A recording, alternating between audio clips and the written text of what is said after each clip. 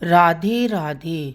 जैसे कल मैं आपको अलग अलग भक्तियों से आप सबको अवगत करा रही हूँ, तो भगवान भी देखो कैसी लीला रच रहा है मेरे साथ, ठाकुर जी भी मेरे साथ कैसे लीला कर रहे हैं कि वो अपने एक एक भक्त का चरित्र के विषय से मेरे को अपने आप ही अवगत करवा रहे हैं। और मैं ही उन उन उन उनके भक्तों के चरित्रों से आप सबको अवगत करा रही हूँ, क्योंकि भक्ति इतनी विस्तृत है, इतनी विशाल है। भक्ति की पराकाष्ठा, भक्ति की महत्वा, भक्ति की महत्वाकांक्षा, भक्ति की अभिलाषा, भक्ति की दूरदर्शिता, भक्ति की आध्यात्मिकता, भक्ति की सर्वपरिलेक्षणात्मक भक्ति। सर्वपरिलेक्षणात्मक भक्ति भी एक ऐसी होती है कि सर्वव्यापक भक्ति मीन्स हम जहाँ भी देखते हैं हमें परमात्मा नज़र आता है।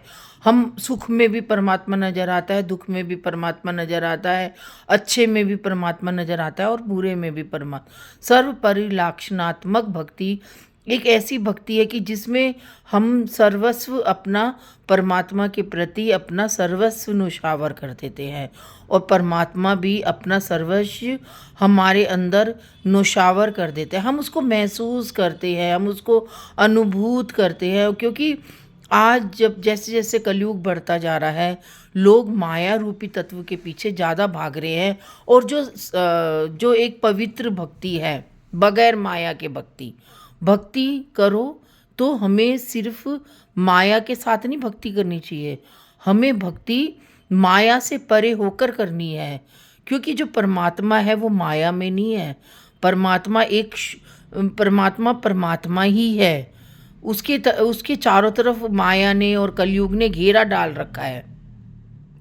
तो परमात्मा कहता है कि जो इस घेरे को तोड़कर मेरे पास बढ़ जाता है तो मैं उसको अपने संरक्षण में संरक्षित रखता हूँ, और जो इस माया के घेरे को नहीं तोड़ पाता तो वो मुझे ध्याता तो हूँ मैं उसको, लेकिन माया रूपी भक्ति से।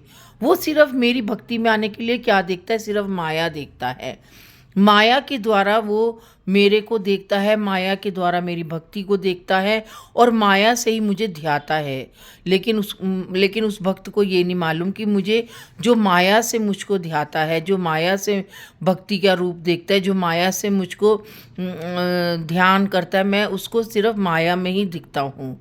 और जो मेरी असली भक्ति है वो सिर्फ असली उस भक्त के लिए होती है जो कि माया को के चक्रव्यूह को पार करके मुझको प्राप्त करता है।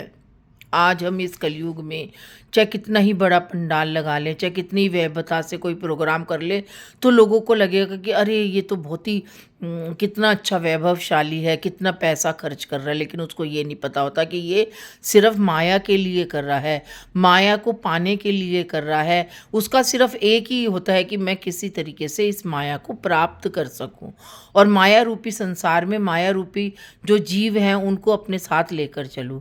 क्योंकि अब जो हमारा जो धर्म है, हमारा हिंदू धर्म है, वो माया में ज़्यादा होता जा रहा है।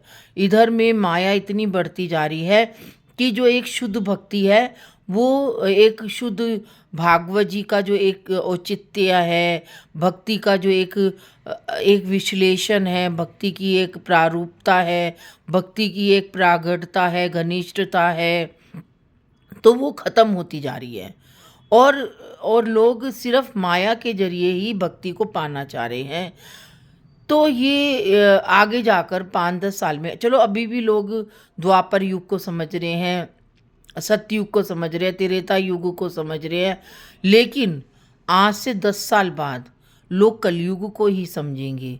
क्योंकि जो ये जो कलयुग हैं, द्वापर, त्रेता, सतयुग, ये अपनी महत्व कम होती जा रही है इनकी, और कलयुग की महत्ता ज़्यादा होती जा रही है। क्योंकि सतयुग में, द्वापर में, त्रेता में तो कोई माया ही नहीं थी। जिसने भी परमात्मा की भक्ति करी है उसने माया को परे किया है। चाहे वो मीरा हो, चाहे वो गोपियाँ हो, चाहे वो रेदास हो, सुरदास हो, चाहे वो कोई भी साधु संत हो, चाहे वो कोई भी भागवत वक्ता हो, उन्होंने माया को कभी भी अपने अंदर आने नहीं दिया और माया से कभी भी परमात्मा को प्राप्त ही नहीं करना चाहा है।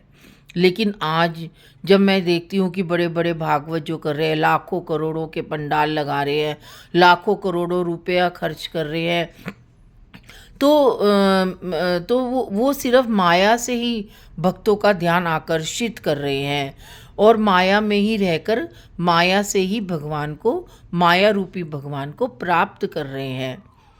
तो ये जो आगे जाकर जब हम एक बा अगर हम हमें आगे जाकर इस भक्ति को प्राप्त करना चाहे माया रूपी, तो वो माया ही हमें मिलेगी, भक्ति नहीं मिलेगी, माया ही हमें मिलेगी और माया रूपी तत्व से ही हम अवगत होंगे। आज के लिए इतना। राधे राधे।